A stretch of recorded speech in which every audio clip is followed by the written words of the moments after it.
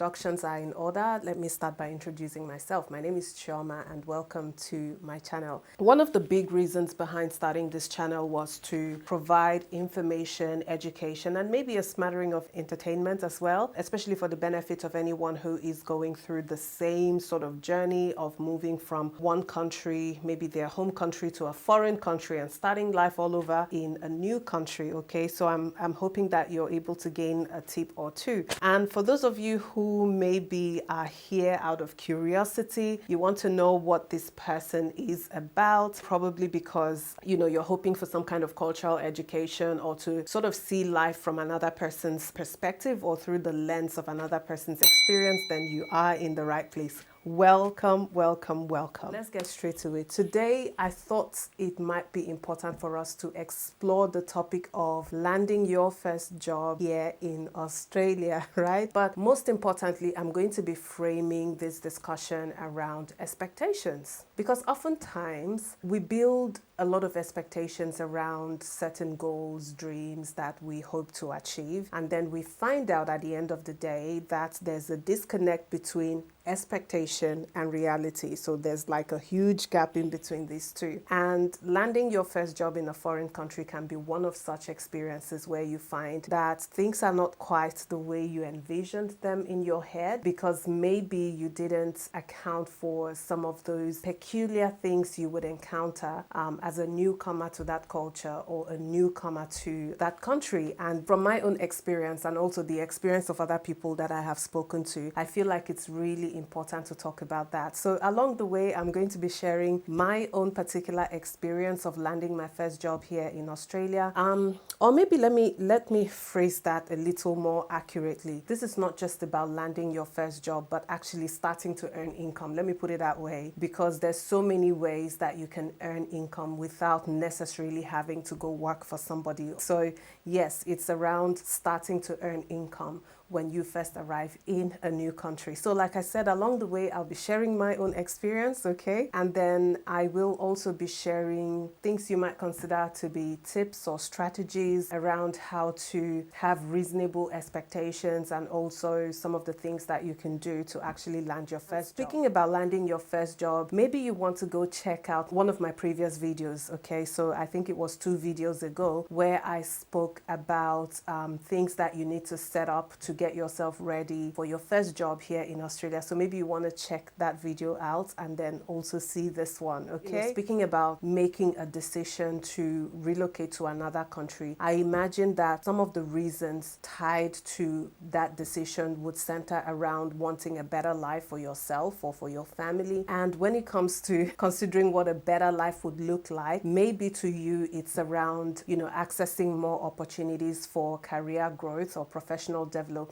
and growth, or it could be, you know, just being in an environment where you can actually expand your horizon in terms of pursuing other passions in your life. So it could be a lot of different things. But what I'm trying to bring out of this is that having built that expectation around what you actually want to achieve when you go to a new country, it can then come as a shock when you arrive only to discover that things are maybe not the way you thought, and that the road to your destination is still a bit further out than you first thought, okay? So arriving in that new country is not where it ends. That is actually where it begins, okay? When you first arrive, there will be a few things working against you. You would have to start building towards obtaining these things. Depending on your particular circumstance, like your family situation or your personal situation, that will go a long way to influence what your first experience would be landing your first job. So if, for instance, you come in on an employer-sponsored visa, some of the things that I say in this video might not apply to you, because it would mean that you already have a job lined up. But for the majority of people, including myself, and I'm talking about the people that I have spoken to who have gone through this journey, a lot of them have either come on a temporary visa of some sort, or even permanent residency visa, but, you know, a skilled migration visa. And just in case you didn't know, being granted a skilled migration permanent residency visa visa does not mean that a job will be waiting for you when you first arrive. You will have to join the queue in the labor market and compete for your fair share of that market as well. Now, some of the things that will work against you will be the fact that you do not have Australian work experience. So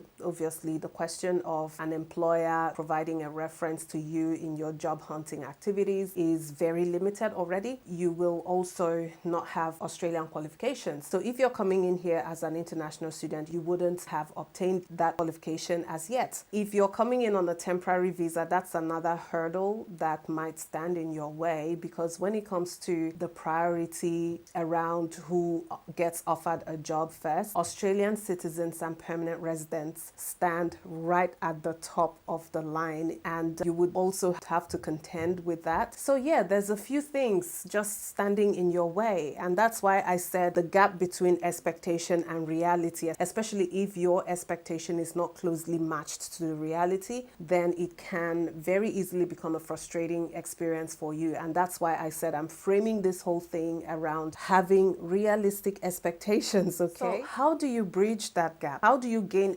Australian experience? Now, if you watched the video that I referenced earlier, I did say that some jobs would require for you to go back and retrain, and maybe even in the line of career that you want to continue in, you might actually have to do some kind of certification. You might need to have your skills and experience assessed to determine that it's on par with the Australian standard before you're allowed to practice in the same field. So one thing is for you to allow time for that to happen and to also start preparing for it. So you need to find out ahead, even before you land in the country, whether there's any certifications you would need to do before you can practice again. And when you're researching that, it might be worthwhile to find out what other people's experiences have been. So join some of these forums online. There's Quora, there's expat forums. Maybe you want to go on there and ask questions that are specific to your own circumstance regarding your profession and your career, and just hear other people out, like see what other people have had to do to be able to practice again and how long that process might take. So that's one thing that you could do. And then when you first arrive here, okay, and I think this is really important, you need to keep an open mind. And what I mean specifically is that as much as you want to start earning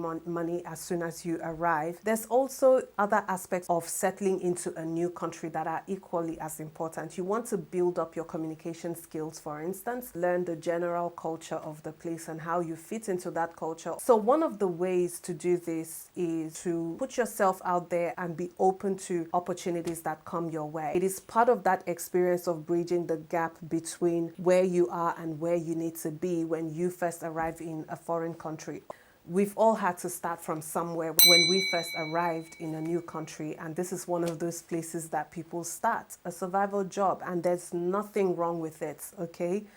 So maybe I should tell you at this point some of the jobs that I did myself, okay, when we first putting my list down for this part of the video. You know, it was actually interesting to have that opportunity to go back and reflect on my journey to where I am right now. And I can tell you that I do not regret any of it. I feel like even though it seems like I did those jobs so long ago, there's been skills that I picked up from those jobs that are still relevant to what I'm doing today. There's other things that I have learned that have helped me personally in my personal life and, you know, my personal circumstance. And so I don't consider any of that to have been a waste of time. So when we first arrived here, you need to understand that our family situation at that time was a bit different. In the first instance, our children were still very young. They were a little older than babies. My husband was studying as well because, you know, he needed Australian qualifications, right? He couldn't just go back.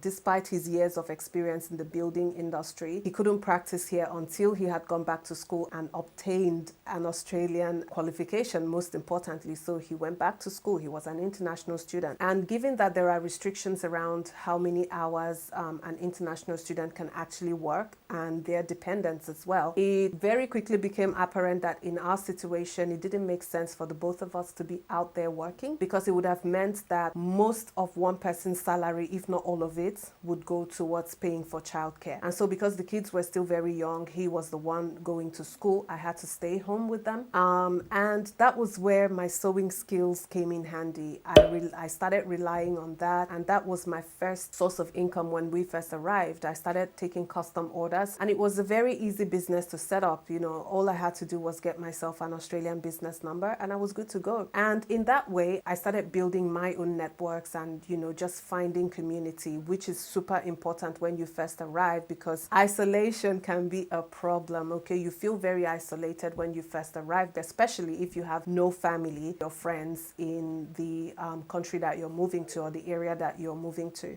So that was my first source of income. A few months down the track, I was able to land my first employment as a driver in a daycare facility. So this daycare facility was actually owned by someone who became a close family friend to us. And so she offered me this job because she ran a daycare center, and part of her responsibilities were to drop kids off at school and pick them up after school, bring them to her center, pending when their parents would finish from work and pick the kids up from her center. So she employed me to pick the kids up from school. So it was just for a few hours every day, but it was really great to augment what I was doing with my sewing on the side. So I did that job for a few months, and then by that time we were in the following year, and then it came time for me to start my own master's program. My husband was rounding off his own studies, and so I went in to start my master's program towards becoming a social worker. After that, I got another job delivering food. Okay, so I was a food delivery driver as well as a kitchen hand in this restaurant, and it was an evening shift. So my husband would come back from work or from study, and then he would be with the kids while I went out to do the food delivery job. So I wasn't doing the childcare driving anymore. Again, it was for a few hours, because remember I said that we had restrictions on how many hours we could work. So usually I would start work around 6 and finish around 11, and it wasn't an everyday thing. We ran on shifts. So I really enjoyed my time in that job because, yeah, they treated me nice, which was really great. I was paid fairly,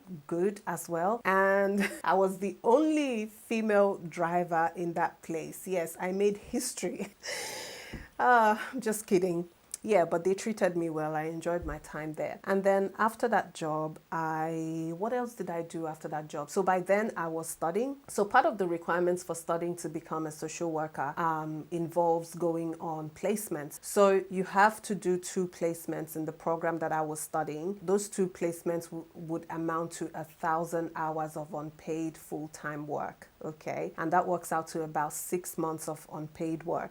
But it's broken into 2 parts. So you do your first 3 months in your first year of study, and then you do your final 3 months in your second year of study. I was doing the food delivery job until it became time for me to go on placement, because placement is full-time hours, right? So it would have been difficult for me to continue in that job. I got another job that was closer to home, because it was easier for me to manage my routines and my schedule, and, you know, with my family responsibilities as well. So I left that job, and then I got another one at Maya. So Maya is a huge departmental store here in Australia. They stock a lot of clothing brands, and so yes, I got a job in Maya for a few days a week. So it was mostly on the weekends or after my placement, because like I said, my placement was full-time hours, you know, 9 to 5, your regular 9 to 5, and then after that I would go do my Maya job in the evening or on the weekends. Now, of all the casual jobs that I did, unfortunately, the retail assistant job in Maya was the one that I least enjoyed, okay? I felt unsupported, let's just put it that way. I felt unsupported in that role, but while I was doing that job, I then got called by my school. So I was approached by my school where I was studying, asking me if I was interested in becoming a PASS leader. So PASS is an acronym, PASS. It stands for Peer Assistant assisted study sessions leader. So basically what that position entailed was to sort of run learning groups for other new students, especially first year students who were struggling with some of the core units of the course. Okay, so core units that were important prerequisites to progressing through the course. So they wanted me to start running learning groups, and it was a paid job. I was excited by that. In the first place, it felt good that I was recognized in that way as the high achieving student. It definitely felt good. Anyways, I took up the past leader position, and like I said, it was paid. And another good thing was that because I was running groups, facilitating group learning, and that is one of the core competences that you can develop as a social worker, the school also decided to count the hours that I spent doing my past leader thing towards my placement as well, which meant that I finished my placement a lot quicker, and I was earning some money on the side, which was just great. I did that until I had just one more semester left to finish my master's program. So I had to give up that position because realistically someone else had to be trained to take over from me when I left. I was leaving in just about one semester, and then my final semester at school was also quite tough because I was writing my thesis, I was doing my project work, and at the same time completing my second placement somewhere else. So again, it was tough. So I left that job, and then I took up employment in a residential care facility as a support worker, and I was looking after people with cognitive disabilities in that organization. So it was a job that I did mostly on the weekends. I would do my placement throughout the week, and then Saturday, Sunday, I would go do my support worker job. And I continued in that job until I was very close to finishing my studies. When I had like a few more weeks to go, like to finish everything, I was already writing up my project. It was intense, like very intense. Okay, that was when I started paying more attention to applying for proper social work jobs, and I was encouraged to apply, so I started applying, and I got accepted into this other organization. It was a highly competitive selection process, but thankfully I was able to make it through all the stages of selection, and then I was one of 5 people who were selected out of 43 applicants. It was at a highly reputable organization as well. So I worked there as a trauma specialist counselor, and that organization is a telephone crisis service. I stayed on there for a few years before I applied to the current job that I am doing right now, which is in higher education. So I work in a university, still using my social work qualification and skills and background, okay? So you can see that I have picked up a varied range of skills and experiences in so many different unrelated fields. But like I said, I don't regret any of it. So yeah, that's another tip. Please keep an open mind. Take up that job, okay? Now, the thing is, you're probably not going to enjoy everything, okay? And there are some things that right off the bat, you might be like, no, nothing is ever going to make me do this kind of job. And that's fine. What I'm trying to say is that do not be too rigid in how you respond to your new environment, because you want to learn as much as possible. It is when you learn about the system that you're able to position yourself where you want to be in the system. Another thing that I thought is really important to talk about is learning a skill. Now, I did talk about how I started off with doing my sewing business, and I haven't stopped. I got more ideas around how to flesh out my sewing business, how to run it on a different kind of model to what I was doing with it when I first arrived. So at the moment, I don't take custom orders anymore. So I decided to set it up as an e-commerce business. I set it up in that way because, you know, I still have my day job. It's a full-time job, and that's the way that I know to be able to manage the two right now. It would be a bit difficult if I'm still running custom orders where people bring their fabric and tell me what they want me to make for them. But this way, I am much more in control of where I take the business, how I grow my skills, right? Learn a skill. It could be one of these other things that are blowing up right now in the gig economy. I'm talking about social media marketing, content creation, photography, all those sorts of things. Do not overlook any of those things. And I guess this is an opportunity for you to pursue a passion, maybe, that you've had lying around somewhere in a dusty corner. This is the time for you to pick it up, brush it up, and do something with it. And it would actually be better if you can brush up on those skills before you actually arrive. Lots of platforms where you can offer your skills and earn money. We've got Gumtree, which is quite popular here in Australia. There's Upwork, Airtasker, Fiverr. There's no shortage of platforms where you can offer your services. I know a few people who have moved on from paid employment, and this is what they do full time. These are people on temporary visas or people who are still working towards another career, but in the time being, they are doing this and they're doing it full time and they're enjoying it and making money from it. So